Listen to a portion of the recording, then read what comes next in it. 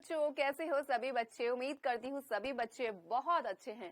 जैसे कि आप सभी को पता है हमारा जो पाठ चल रहा है वो चल रहा है कौन सा, जीवन की मौलिक इकाई। और लेक्चर आ चुके हैं हम लेक्चर नंबर 7 पर। तो भाई जैसे कि आपका चैप्टर है बहुत ज्यादा इंपॉर्टेंट, यानी बहुत ही महत्वपूर्ण पार्ट है। एक एक पार्ट इसका बहुत ज्यादा इंपॉर्टेंट है। तो सभी बच्चों को मैं ये बोलूंगी इसका जितने भी आप पार्ट को पढ़ रहे हो, जितने भी आपके टॉपिक आ रहे हैं, बहुत ध्यान से पढ़िए। क्लियर? तो शुरू करें आज की क्लास, और वो भी बिना किसी देरी के शुरू करेंगे। उससे पहले एक बार आपको बता देती हूँ कि इससे पहले वाली क्लास में हम लोगों ने क्या पढ़ा था। बच्चों से पहले वाली जो क्लास थी उसमें मैंने आपको पढ़ाया था कोशिका द्रव्य के बारे में। किसके बारे में? कोशिका द्रव्य के बारे में मैंने आपको पढ़ाया था कि कोशिका द्रव्य था क्या। तो जीव द्रव्य मैंने आपको एक शब्द बताया था जहां पे आपका प्लाज्मा झिल्ली, आपका केंद्रक और आपका कोशिका द्रव्य, ये तीन चीज मिलकर किसको बना रही थी? इस जीव द्रव्य को। तो हमने स्टार्ट किया है अब किसको? कोशिका द्रव्य को। कोशिका द्रव्य आपकी कोशिका जो होती है उसके अंदर पूरे उसमें यानी पूरी कोशिका में पूरे में द्रव्य फैला होता है। ठीक है, जैसे कटोरी के अंदर पानी है उस तरीके से ये एक पूरी कोशिका के अंदर फैला होता है, जिसको हमने नाम दिया क्या? जिसको हमने नाम दिया कोशिका द्रव्य। अब उसी के साथ होता क्या है बच्चों की, जो कोशिका द्रव्य होता है उसमें कोशिका के जितने भी अंग होते हैं वो उसके अंदर होते हैं। जैसे हमारा पूरा शरीर है, हमारे हाथ है, हमारे पैर है, हमारे आंख है, कान, नाक, मुंह, ये सब है। ये क्या? हमारे शरीर के अंग है। उसी तरीके से कोशिका के भी कुछ अंग होते हैं जिनको हम क्या कह देते हैं? कोशिकांग कह देते हैं। क्लियर? क्या कह देते हैं? कोशिकांग। और पिछली कक्षा में हम लोगों ने दो कोशिकांग पढ़े थे भाई। कौन कौन से याद है कुछ? चलिए बता देती हूँ। तो हमने पढ़ा था, पहला था अंतःप्रद्रव्य जालिका और दूसरा था राइबोसोम। इन दोनों को हम लोगों ने देखा था। तो आज बढ़ते हैं आगे, आते हैं एक और कोशिकांग पे। तो बच्चों आज हम जो पढ़ेंगे वो कौन सा पढ़ेंगे? हम पढ़ेंगे आज माइटोकॉन्ड्रिया को, और साथ ही साथ देखेंगे क्विज को। तो शुरू करें, चलिए। माइटोकॉन्ड्रिया कोशिका का एक सबसे महत्वपूर्ण अंग। अक्सर जब भी हम माइटोकॉन्ड्रिया का नाम लेते हैं बच्चों, हमारे दिमाग में सबसे पहले एक वर्ड आता है जो कोई नहीं भूलता, वो होता है क्या? कोशिका का ऊर्जाघर। आखिर ऊर्जाघर बोलते क्यों है क्या ये माइटोकॉन्ड्रिया? तो हम जानेंगे सबसे पहले माइटोकॉन्ड्रिया है कहाँ, इसकी खोज किसने की थी, साथ ही साथ इसके कार्यों को जानेंगे।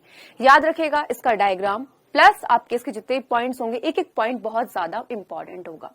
तो बच्चों माइटोकॉन्ड्रिया जो होता है कोशिका के अंदर पाए जाने वाला एक कोशिका अंग है। क्या होता है? मैं बोली कि भाई आपका ये क्या है? ये आपकी एक कोशिका है। इस कोशिका के अंदर बहुत सारे पड़े हुए हैं। यहाँ पे क्या? कोशिकांग। ये आपका क्या है भाई? यहाँ पे आपका ये केंद्रक हो गया। ठीक है, केंद्रक है आपका। साथ साथ हमने अंतःप्रद्रव्य जालिका भी पढ़ी थी, हमने अंतःप्रद्रव्य जालिका यहाँ पे बना दी। अब मैंने कहा भाई एक हम पढ़ने जा रहे हैं आज। क्या हम पढ़ेंगे? आज माइटोकॉन्ड्रिया को। ठीक है, तो आज हम इस कोशिकांग के बारे में पढ़ेंगे। ये भी कोशिका द्रव्य के अंदर है। याद रखना बच्चों, जो माइटोकॉन्ड्रिया होता है ये पौधों में और जंतु दोनों में ही मिलता है। क्लियर? किस किस में? पौधों में और जंतु दोनों में ही मिलेगा। तो आया कहाँ था ये भाई? ये आया कहाँ से था? किसने दी थी भाई? किसने खोज किया? ये सब। तो भाई माइटोकॉन्ड्रिया जो था बेटा, एक आपका कोशिकांग था जिसकी खोज सबसे पहले किसने की थी? कॉलिकर नामक वैज्ञानिक थे। किसने? एक कॉलिकर नामक वैज्ञानिक थे जिन्होंने बच्चों सबसे पहले किसकी खोज की? माइटोकॉन्ड्रिया की। अब उन्होंने खोज तो कर ली थी कि भाई इस टाइप का कुछ होता है। ठीक है, यानी कि माइटोकॉन्ड्रिया जो नाम था उस वक्त पता नहीं था कि भाई ये माइटोकॉन्ड्रिया है। कॉलिकर ने सिर्फ इस कोशिकांग की खोज कर दी थी। लेकिन उसी के बाद जब भाई जैसे भाई हमने कोशिका पढ़ा तो देखा कि भाई एक बार खोज शुरू हुई और वैज्ञानिक आगे भाई लाइन में उसकी खोज में शुरू हो गए थे। उसी तरीके से जब माइटोकॉन्ड्रिया यहाँ पे क्या हुआ भाई, इसकी खोज कर दी कि भाई ये होता है, वैज्ञानिक आ गए। इसी तरीके से एक दूसरे वैज्ञानिक आए, ऑल्टमैन। कौन आए? ऑल्टमैन। ठीक है, ऑल्टमैन जो थे इन्होंने क्या बोला? जो ये माइटोकॉन्ड्रिया था इसको नाम क्या दिया था? इसको नाम दिया था उन्होंने बायोब्लास्ट।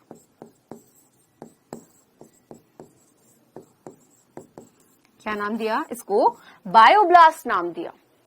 माइटोकॉन्ड्रिया तब तक नहीं पता था होता क्या है। तो भाई माइटोकॉन्ड्रिया किसने दिया? माइटोकॉन्ड्रिया जो नाम दिया बेटा वो दिया किसने? कॉल बेंडा ने। किसने? कॉल बेंडा ने। तो यहाँ पे कॉलिकर ने सबसे पहले 1857 में माइटोकॉन्ड्रिया की खोज तो कर दी थी, लेकिन नाम नहीं दिया था। उसके बाद ऑल्टमैन आए, उन्होंने इसको क्या नाम दे दिया, बायोब्लास्ट नाम दे दिया। और फिर आए कौन, कॉल बेंडा, जिन्होंने इसको क्या नाम दिया, माइटोकॉन्ड्रिया नाम दिया। और तब से ये किसके लिए भाई, माइटोकॉन्ड्रिया नाम से जानी जाती है। माइटोकॉन्ड्रिया को हम क्या कहते हैं भाई, इसको हम सूत्रकणिका भी कहते हैं।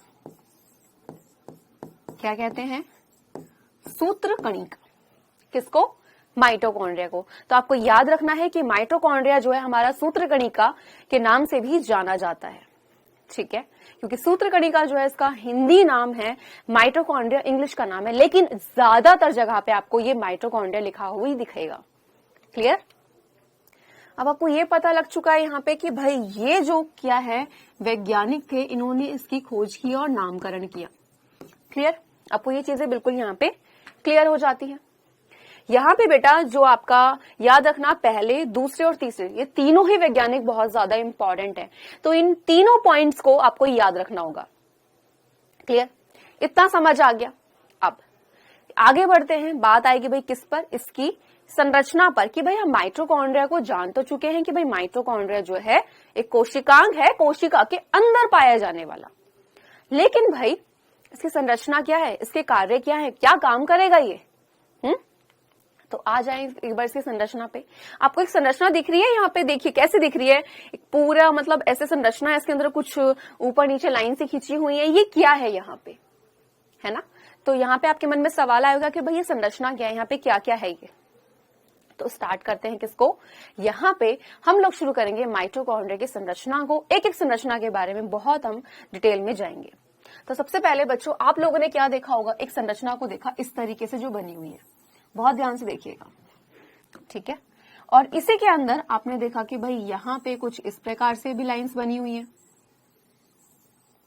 ठीक है, यही बना हुआ है वहां पे। अब क्या हुआ कि भाई आपका जो माइटोकॉन्ड्रिया है, ये वाली क्या है, बाहर की साइड है, ये संरचना कहां पे है, बाहर की साइड। अभी आपको बहुत ध्यान से करना है, बाद में एक संरचना आएगी जहां पे आपको मैं एक नाम बहुत अच्छे से लिख के दिखा दूंगी, ठीक है, और आपको बताना हो कि भाई कौन सा किसका नाम है, ठीक। तो ये क्या है भाई, ये आपकी पूरी संरचना है। ये सबसे बाहर वाली जो मैंने बनाई है यहाँ पे, मैंने इसको क्या बोला, मैंने बोला बेटे सबसे बाहरी स्तर है, जिसको हम बोलते हैं क्या, बाहरी झिल्ली। और झिल्ली का मतलब मैं आपको बता चुकी हूँ बच्चों, झिल्ली क्या होती है, बताओ झिल्ली क्या होती है। सबसे बाहर की झिल्ली, जैसे मैंने बताया था कि अगर आपके हाथ में प्याज है, प्याज को जब छीलोगे तो एक झिल्ली सी आ जाती है ना। तो बच्चों ये काम क्या करती है, झिल्ली आवरण की तरह काम करेगी, किसकी तरह, खोल की तरह काम करेगी। क्लियर। बाहर वाली जो स्तर था, यानी जो बाहर वाली जो झिल्ली थी, उसको हमने नाम दे दिया क्या, बाहरी झिल्ली, यानी कि आउटर मेम्ब्रेन। बिल्कुल ठीक। अब आप बोलोगे मैम अंदर भी तो स्ट्रक्चर है, ये कौन से स्ट्रक्चर है, तो बेटा जो ये संरचना बनी हुई है, ये हमारी संरचना मैं बता देती हूँ। सबसे पहले पॉइंट लाइन से सुनना ध्यान से, ये जो संरचना है, ये संरचना आपकी कहलाई जाती है कौन सी, आंतरिक झिल्ली। आप यहाँ पे समझ गए होंगे हम इसको आंतरिक क्यों बोल रहे हैं, समझ गए सभी बच्चे, क्यों बच्चों, क्योंकि ये अंदर की तरफ पाई जा रही है, ये पूरी ही जो अंदर की तरफ आपको इस तरीके से मिल रही है, ये पूरी ही आंतरिक झिल्ली है। बिल्कुल क्लियर। एक बार इस डायग्राम पे आओ, ध्यान से देखना, यहाँ पे क्या दिख रहा है आपको, बाहरी झिल्ली दिख गया, बिल्कुल क्लियर है। देखो निशान देखो कहां जा रहा है, ये एरो आया ऐसे और ये यहाँ पे आके खत्म हो गया, यानी कि कहने चाह रहे हैं कि जो बाहर वाली जो परत वो कौन सी, बाहरी झिल्ली। अब आ जाओ किस पे, आंतरिक झिल्ली पे। देखो यहाँ पे जो ये निशान बन रहे हैं आपके, ये कौन सी है, ये है आपकी कौन सी झिल्ली बच्चा, ये है आपकी आंतरिक। आपको ये दो चीज क्लियर हो गई, ठीक है। अब यहाँ पे आप देख रहे हो कि भाई यहाँ पे क्या है, यहाँ मैट्रिक्स लिखा है, डीएनए लिखा है, राइबोसोम, और यहाँ पे क्रिस्टी लिखा हुआ है, ये क्या है। तो सबसे पहले आ जाते हैं बच्चा किस पे, यहाँ पे हम आएंगे, इधर देखना ध्यान से। यहाँ पे आपको ये पूरा स्ट्रक्चर तैयार हो चुकी है। अब मैंने बोला बेटा इसके अंदर ना पूरे में यहाँ पे इस तरीके से क्या होता है, इसके अंदर द्रव्य फैला है, जैसे कोशिका के अंदर कोशिका द्रव्य था ना, उसी तरीके से बच्चों यहाँ पे इसके अंदर आंतरिक झिल्ली जो है, ठीक है, यहाँ पे देखो इसके अंदर पूरे में एक द्रव्य फैला है जिसको हम क्या कह देते हैं, जिसको हम कह देते हैं मैट्रिक्स। क्या कहा, मैट्रिक्स। तो मैट्रिक्स क्लियर हो गया है क्या? तो जो ये द्रव्य पूरे में फैला हुआ है ये हमारा होता है मैट्रिक्स। ठीक, अब बात क्या आई, बात यहां पे ये आई कि भाई मैट्रिक्स तो हमें समझ आ गया। अब यहाँ पे क्या होता है भाई, यहाँ पे आपका क्या होता है, यहाँ होता है आपका डीएनए। डीएनए पता है ना, बताया था मैंने डीएनए क्या होता है, डीएनए है ना।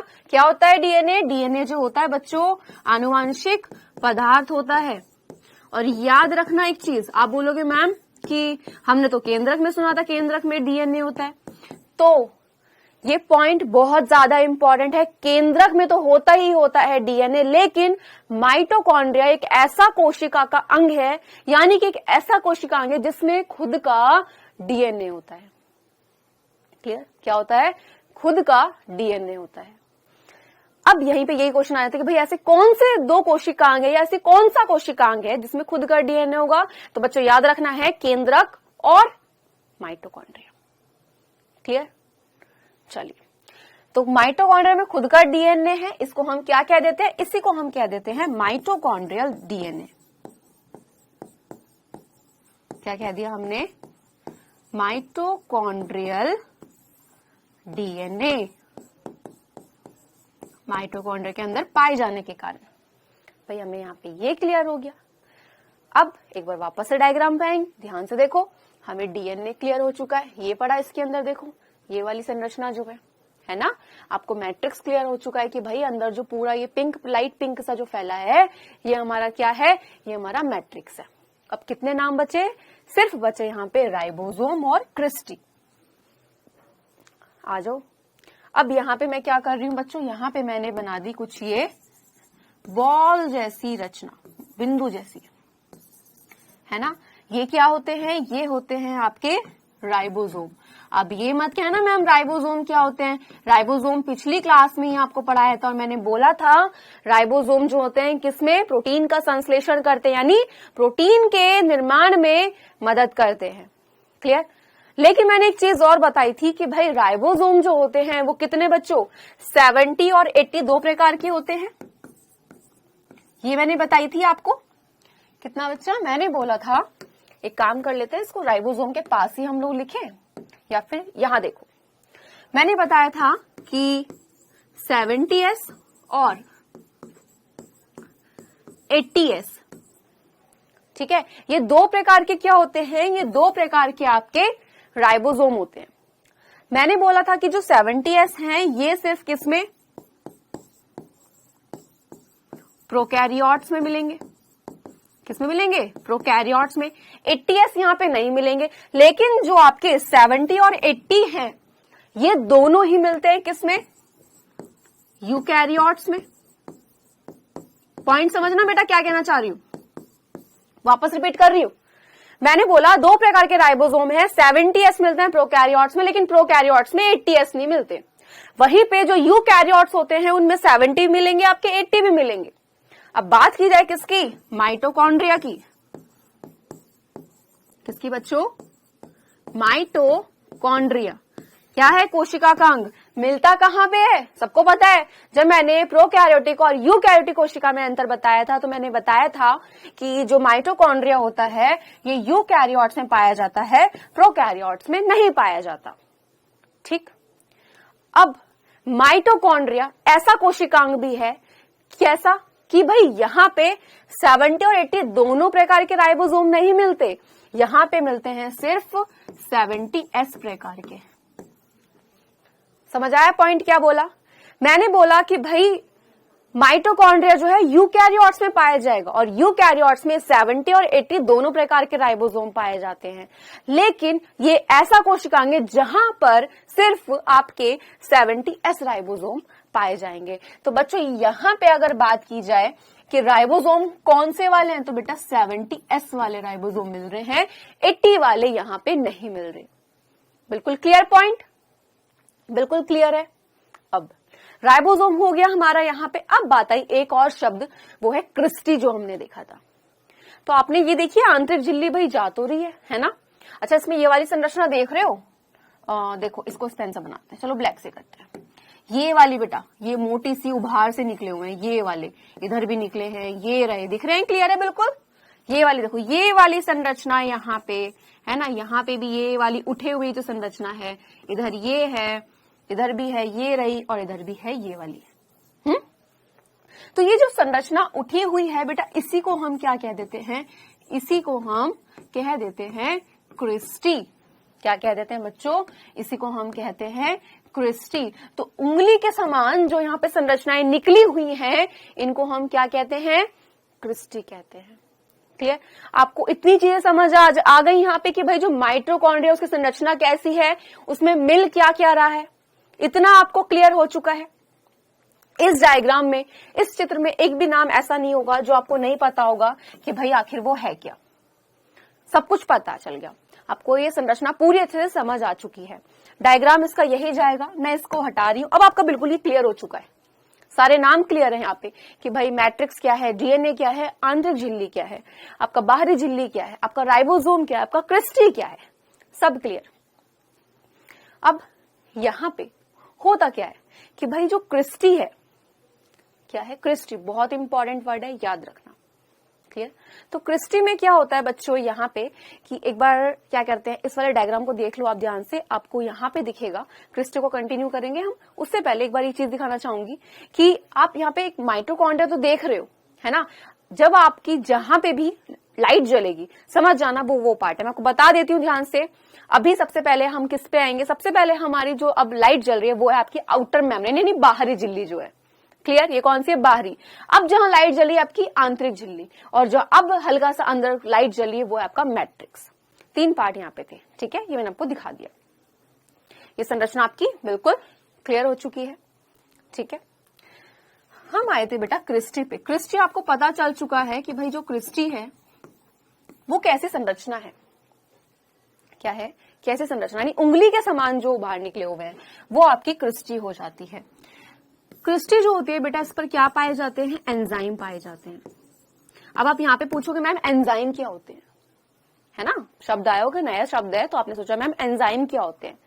तो मैं बोलूंगी बेटा ये जो होते हैं ये उत्प्रेरक होते हैं। अब आप पूछोगे उत्प्रेरक क्या होते हैं, तो बच्चा उत्प्रेरक क्या होते हैं, ये जो भी क्रिया होती है ना उसकी क्रियाशीलता को बढ़ा देते हैं। कैसे कैसे बढ़ा देते हैं, क्योंकि बेटा एंजाइमों का काम ही यही होना होता है कि जो भी क्रिया चलेगी उसकी काम करने की क्या होती है, शीलता, यानी जो क्रियाशीलता है, क्या मतलब है इसका, काम करने की जो क्षमता, यानी उसकी क्षमता को बहुत क्या कर देती है, तेज कर देती है। तो इस क्रिस्टी पर बहुत सारे आपके क्या मिलते हैं, एंजाइम। कैसे एंजाइम भाई, श्वसनीय एंजाइम। कौन से, श्वसनीय। श्वसनीय कौन से हो जाते हैं, यहाँ पे आपको समझ आया हो कि भाई श्वसन से संबंधित है कुछ, किससे, श्वसन से। तो हाँ बच्चा बिल्कुल राइट है। क्यों राइट है, क्योंकि जो माइटोकॉन्ड्रिया होता है, याद रखना इस पॉइंट को, माइटोकॉन्ड्रिया क्या है, एक श्वसन अंग है। क्या है बच्चों, एक आपका ये है श्वसन अंग। क्यों है वो भी आपको समझ आएगा। अच्छा, कितने बच्चे जानते हैं कि भाई ये श्वसन क्या होता है। मैंने आपसे पूछा मुझे श्वसन बताइए क्या होता है, तो श्वसन का मतलब बच्चों के मन में क्या आया कि भाई हम जो भाई ऑक्सीजन को ले रहे हैं, कार्बन डाइऑक्साइड को बाहर निकाल रहे हैं, यही तो हमारा क्या है, श्वसन है। ऐसा है नहीं, अगर आप ऐसा सोच रहे हो तो बिल्कुल गलत है, क्योंकि श्वसन जो है आपका O2 को लेना और कार्बन डाइऑक्साइड को बाहर निकालना, ये नहीं होता है। श्वसन क्या होता है भाई, जो भी आप खाना खा रहे हो, क्या खा रहे हो, जो भी आपने खाना खाया, आपने खाने को खाया, चबाया, पूरा उसका क्या हुआ, पाचन हुआ। अब खाना तो खा लिया, पाचन भी हो गया, उससे एनर्जी जो आपको मिल रही है, क्या मिल रही है, ऊर्जा। खाना किस लिए खाते हैं, ऊर्जा चाहिए ना हमारे। अगर खाना नहीं खाते हैं तो भाई क्या हमें ताकत रहती है, नहीं रहती ताकत। हाँ, क्या हम उतनी ही एनर्जी के साथ, उतनी ही ऊर्जा के साथ काम कर पाते हैं, नहीं कर पाते, है ना। खाना इसलिए खाए ताकि भाई हमें ऊर्जा मिले, और ऊर्जा मिलेगी कैसे भाई, जब भोजन का क्या होगा, ऑक्सीकरण होगा, यानी भोजन टूटेगा। क्या होगा, जब भोजन टूटेगा। तो याद रखना, श्वसन आपका O2 को लेना और किसको, CO2 को बाहर निकालना नहीं होता, वो सांस लेना होता है, यानी श्वासोच्छ्वास जिसे हम कह देते हैं। श्वसन होता है आपका क्या, यहां लिख देती हूं बच्चों, श्वसन। ये आपका होता है कि जो आपने भोजन खाया है उससे ऊर्जा को निकालना, किससे, ऊर्जा को निकालना। तो उसकी परिभाषा यहाँ पे ये बन जाती कि भोजन से ऊर्जा को निर्मुक्त कराना, यानी जो खाया है भोजन उससे ऊर्जा को निकालना आपका श्वसन होता है। और इसी कारण बेटा इसको हम बोलते हैं एक श्वसन अंग। और आपको पता है आपको शरीर में जो ऊर्जा मिलती है वो किस रूप में मिलती है, वो मिलती है बच्चों आपको एटीपी के रूप में। अब आप बोलोगे मैम एटीपी क्या है, तो ये जो ऊर्जा मिली है ना, ये इस रूप में मिलती है एटीपी के रूप में। अब आप पूछोगे एटीपी है क्या, तो बताती हूं बेटा, एटीपी जो है ये कहां बन रहे हैं, इस माइटोकॉन्ड्रिया के अंदर बन रहे हैं। कौन सी क्रिया, श्वसन एक प्रकार की क्रिया है, याद रखना। श्वसन क्या है भाई, ये तो एक प्रकार की क्रिया हो जाती है। क्या हो जाती है आपकी क्रिया, तो यहां पे जो माइटोकॉन्ड्रिया है इसके अंदर किनका, श्वसन की क्रिया के दौरान एटीपी अणुओं का निर्माण हुआ। और मैंने बोला जो ये एटीपी होते हैं ये क्या होते हैं, उच्च ऊर्जा वाले अणु, उच्च ऊर्जा वाले अणु होते हैं। उच्च का मतलब आपको समझ आ गया होगा, यानी कि बेटा इसमें बहुत ज्यादा ऊर्जा होती है, यानी बहुत ज्यादा एनर्जी होती है। तो एटीपी वही अणु है। अब एटीपी का पूरा नाम क्या होता है, तो बेटा एटीपी का जो पूरा नाम होता है वो होता है एडिनोसिन, क्या होता है, एडिनोसिन ट्राई, क्या हो जाएगा, फॉस्फेट। क्लियर, आपका हो जाता है एडिनोसिन आपका ट्राई फॉस्फेट जो होता है ये आपका किसका बच्चा, ये आपका यहाँ पे एटीपी का पूरा नाम है। क्लियर, तो ए से क्या हो जाएगा आपका एडिनोसिन, टी से क्या हो जाएगा ट्राई, और पी से फॉस्फेट। और ये अक्सर पूछा जाता है। और याद से ध्यान से सुन लो, माइटोकॉन्ड्रिया को हम क्या बोलते हैं, माइटोकॉन्ड्रिया को जो हम कोशिका का, किसका बच्चों, कोशिका का ऊर्जा घर, ठीक है, इसको विद्युत घर भी कहा जाता है, यानी विद्युत ग्रह। क्लियर, क्या कहते हैं इसको, विद्युत ग्रह कह देते हैं। और साथ ही साथ यहाँ पे जो माइटोकॉन्ड्रिया आपका क्या है, श्वसन कोशिका, यानी श्वसन की क्रिया में उसने मदद की है ना, इसीलिए। तो इन दो नामों से क्या जाना जाता है, ये जाना जाता है कि कोशिका का ऊर्जा घर कौन सा है ना, यानी विद्युत हमारा ग्रह कौन सा है, यानी विद्युत घर कौन सा है। ओके, तो आपको याद रखना है, हमने इसको जो ऊर्जा घर का है वो इसीलिए कहा है क्योंकि यहाँ पे इन एटीपी के अणुओं का निर्माण होता है। और हमारे शरीर में हमें जो भी ऊर्जा मिलेगी वो एटीपी के रूप में ही मिलती है। बिल्कुल क्लियर है, किसके रूप में, एटीपी के रूप में। इतनी बात समझ आई बच्चा या नहीं आई, एक बार रिपीट कर देती हूँ, बहुत ध्यान सुनना। मैंने बोला क्रिस्टी जो होते हैं इस पे एंजाइम पाए जाते हैं। एंजाइम कौन से, श्वसनीय एंजाइम, यानी कि वो श्वसन की क्रिया में मदद करते हैं। श्वसन की क्रिया वो क्रिया होती है जो भी आप खाना खाते हो उससे किसको भाई, ऊर्जा को निकालना। अब हमें भाई ऊर्जा मिल तो रही है, लेकिन कैसे मिल रही है, क्योंकि भाई हमें जो ऊर्जा मिल रही है वो एटीपी के रूप में मिल रही है। और ये एटीपी के अणुओं का निर्माण कहाँ होता है, माइटोकॉन्ड्रिया में होता है। कौन सी क्रिया के दौरान होता है, श्वसन की क्रिया जब होगी तो माइटोकॉन्ड्रिया के अंदर इन एटीपी के अणुओं का निर्माण हो जाएगा और हमें शरीर में क्या मिल जाएगी, ऊर्जा मिल जाएगी। और याद रखना, हमारे शरीर की लगभग 90% ऊर्जा कहाँ से, माइटोकॉन्ड्रिया से ही मिलती है। बिल्कुल क्लियर है इतनी पॉइंट। एक इंपॉर्टेंट पॉइंट ये भी है कि भाई पौधे और जंतु, माइटोकॉन्ड्रिया क्या है, दोनों में ही है। माइटोकॉन्ड्रिया किसमें बच्चों, माइटोकॉन्ड्रिया तो दोनों में ही है, लेकिन सबसे ज्यादा ऊर्जा की आवश्यकता किससे होती है, वो होती है जंतुओं को। ठीक है, क्यों होती है, क्योंकि बच्चों जंतु भागते हैं, दौड़ते हैं, खाना खाते हैं, बहुत सारे काम करते हैं। तो बहुत सारे काम करने के लिए उन्हें ऊर्जा भी वैसी ही चाहिए। ठीक है, अब भूख ज्यादा लगी है, क्या थोड़ा खाने से पेट भर जाता, नहीं भरता। उसी तरीके से भाई पौधे नहीं चलते हैं, वो सिर्फ कौन सी उनकी कुछ अपनी विशेष क्रिया तो उनको करते हैं। लेकिन जो मनुष्य होता है उसको तो बहुत सारे काम ही करने होते हैं। ठीक है, क्या करने होते हैं, बहुत सारे काम करने होते हैं। इसीलिए तो भाई ऊर्जा की भी ज्यादा आवश्यकता है। तो सबसे ज्यादा ऊर्जा किसे मिलेगी, जंतुओं में, और उसके बाद किसे मिलती है, पादपों में, यानी कि पौधों में। क्लियर, और यहीं पे इसका ये काम होता है, ये पॉइंट हमेशा याद रखना कि कोशिका का ऊर्जा घर कौन है, माइटोकॉन्ड्रिया। और इसका कार्य क्या है, इसका कार्य यही है हमारे शरीर को ऊर्जा प्रदान करना। क्लियर। अब यहाँ पे आइए ध्यान से और यहाँ पे देखिए एक चित्र आपको दिख रहा होगा। यहाँ पे इस चित्र में क्या चल रहा है भाई, कुछ संरचनाएं बनी हुई हैं। तो आइए थोड़ा सा एक बार रिवाइज कर लो इसको कि कौन सा क्या नाम है। कौन सी वाली भाई, सबसे बाहरी वाली जो ये डार्क ग्रीन कलर की, ये क्या हो जाएगी, बताइए जल्दी, क्या हो जाएगी, ये हो जाएगी बाहरी झिल्ली। क्लियर है। चलो नेक्स्ट पे आओ, जल्दी से बताओ ये क्या है, जो ये संरचना है, ये कौन संरचना है, ये है आपकी आंतरिक झिल्ली। क्लियर। आप आगे आए। हाँ जी, तो भाई ये उंगली के जैसी जो संरचनाएं हैं इनको क्या कहते हैं, इनको कहते हैं क्रिस्टी। क्लियर। इसके पूरे अंदर आप देख रहे हो, पूरे में ऑरेंज कलर का जो द्रव्य फैला हुआ है वो क्या है, मैट्रिक्स। क्या होता है बच्चों, मैट्रिक्स होता है।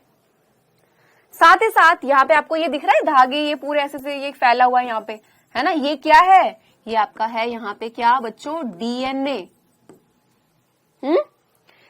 और साथ ही साथ यहाँ पे जो ये आपको कण दिख रहे हैं, ये कौन से कण हैं, ये आपके कण कहलाते हैं बच्चों यहाँ पे राइबोसोम के कण। किसके कण, राइबोसोम। तो ये सारे नाम थे, आपको क्लियर हो गए अच्छे से। चलिए अब आपका ये पूरा हो चुका है। माइटोकॉन्ड्रिया में आपको देखना क्या क्या था बेटा, एक बार मैं बता देती हूँ। माइटोकॉन्ड्रिया में जानना था कि भाई इसकी जो खोज है वो किसने की थी। उसी के साथ हमें जानना था कि भाई माइटोकॉन्ड्रिया आखिर क्या है। तो हमें पता है कि भाई एक कोशिकांग है जो हमारे शरीर को ऊर्जा देता है। ठीक है, यही हम लोग को क्या करना था, यहाँ पे जानना था, हमने जान लिया। अब साथ ही साथ हमने कार्य को भी जान लिया है। कार्य आखिर क्या था, तो क्या है कार्य, सबसे महत्वपूर्ण कार्य तो यही है कि हमारे शरीर को ऊर्जा देता है। क्लियर। तो यहाँ पे आके आपका क्या हो जाता है, माइटोकॉन्ड्रिया जो होता है ये खत्म हो जाता है। अब आ जाता है ओएमआर, यानी कि 1 मिनट रिवीजन। आपको पता है कि भाई सबसे पहले जल्दी से बताओ 1 मिनट में जल्दी से कि माइटोकॉन्ड्रिया की खोज किसने की थी, कॉलिकर ने की थी। दूसरा पॉइंट यहाँ पे क्या हो जाता है, ऑल्टमैन ने उसे बायोब्लास्ट नाम दिया, बेंडा ने उसे माइटोकॉन्ड्रिया नाम दिया। उसके बाद हमने क्या देखा कि भाई कोशिका का एक अंग होता है। यहाँ पे हमारे शरीर की सबसे ज्यादा जो ऊर्जा मिलती है वो यहीं से मिलती है, क्योंकि यहाँ पे एटीपी के अणुओं का निर्माण होता है। ये सब हमने जाना और कैसे होता है सब चीज देख चुके हैं। क्लियर। अब आ जाते हैं आगे क्विज पे। और बच्चों क्विज का पहला प्रश्न आपकी स्क्रीन पे है। क्या है, कोशिका का ऊर्जा ग्रह कहलाता है कौन। 4 ऑप्शन आपको दिए हुए हैं, जल्दी से बताइए, थोड़ा समय दे रही हूं, जल्दी से।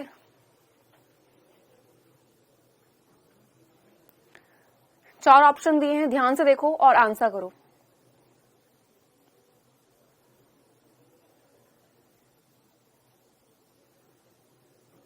आ जाए नेक्स्ट पे। चलिए नेक्स्ट, माइटोकॉन्ड्रिया के अंदर उंगली जैसी क्या सदृश रचनाएं पाई जाती है, जिनको आप क्या कहोगे। आपके सामने 4 ऑप्शन हैं, 4 नाम है, सही नाम को चुनिए, क्या हो जाएगा। ध्यान से सोचना थोड़ा।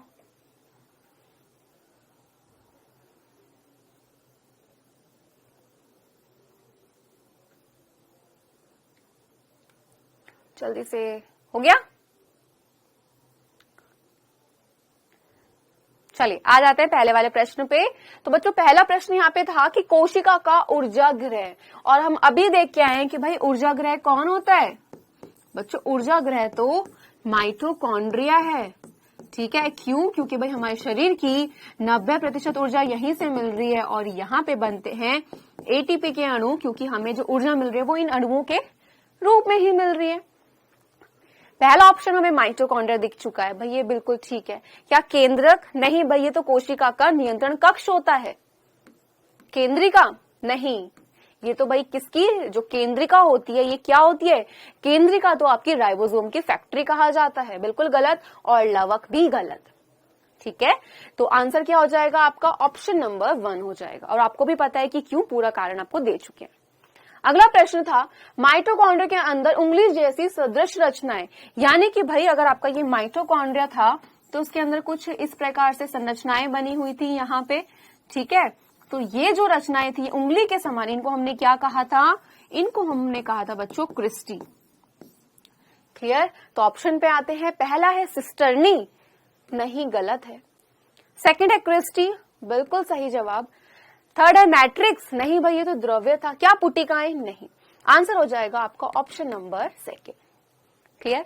चलिए अब होमवर्क दे दिया जाए। होमवर्क देंगे और देख लीजिए पहला प्रश्न यही है कि माइटोकॉन्ड्रिया को ऊर्जा का भंडारण कहते हैं, समझाइए। ऊर्जा का भंडारण मतलब ऊर्जा गृह। ठीक है, भंडारण क्या होता है भाई? जहां पे ऊर्जा इकट्ठी हो रही है, यानी जिस भी चीज को हम इकट्ठा कर लेते हैं तो उसको हम बोलते हैं ना भंडार गृह, इकट्ठी करी हुई है। उस तरीके से ऊर्जा कहाँ इकट्ठी हो रही है? माइटोकॉन्ड्रिया में। यहाँ पे भाई क्या बन रहे हैं? एटीपी के अणु। तो आपको यही बताना है कि माइटोकॉन्ड्रिया जो उसको ऊर्जा का भंडारण या फिर ऊर्जा गृह क्यों कहते हैं, समझाइए। अगला प्रश्न, माइटोकॉन्ड्रिया की खोज किस वैज्ञानिक ने की थी? बताना है।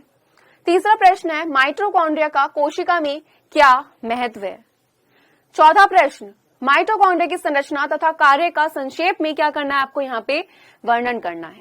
और पांचवा और आखिरी प्रश्न है, राइबोसोम एवं माइटोकॉन्ड्रिया के मुख्य कार्यों का वर्णन करो। आप राइबोसोम पे पढ़ चुके हो, माइटोकॉन्ड्रिया भी मैंने आज पढ़ा। अब आपको बताना है कि भाई इनके मुख्य कार्य है क्या।